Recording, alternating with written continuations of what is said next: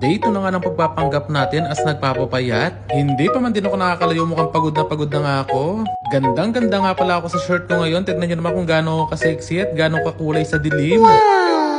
Ewan ko ba ano na naman napasok sa isip ko dahil after ng ilang buwan na na-stop ako sa paglalakad, bumalik na naman ako. Tatakot din kasi ako minsan, iniisip ko na baka ma-high blood na lang ako bigla, nandi ko alam. Mas maganda kasi iniingatan ng sarili natin kaysa pinapabayaan na lang. Dahil sa sobrang dami din na kinakain natin araw-araw, kailangan natin i-maintain yung lifestyle natin. English yun, di mo kinaya.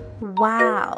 Eto na nga at balik na nga tayo sa paglalakad natin dahil sa totoo lang hanggang ngayon masakit pa nga yung mga binti ko from previous days na naglakad ako. Mahirap talaga pag hindi ka na ulit nasanay nakapiling siya.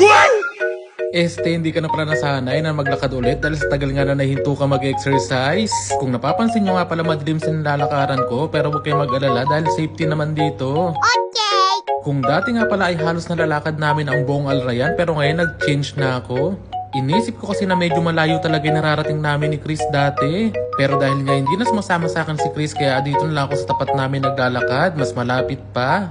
Medyo mahaba-haba nga yung ginugol kong oras ngayon sa aking pag-exercise dahil mas marami akong time ngayon at mas maaga akong nakauwi. So nice. Ewan ko na lang talaga within a week kung hindi pa talaga mawala yung tiyan ko at hindi pa ako pumayat na ito.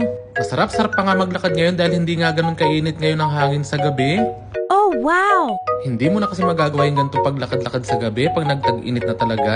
O siya, dahil nga natapos na naman ang ating 8 kilometers walk, tayo pa uwi na. Yun lang naman for today. Salamat!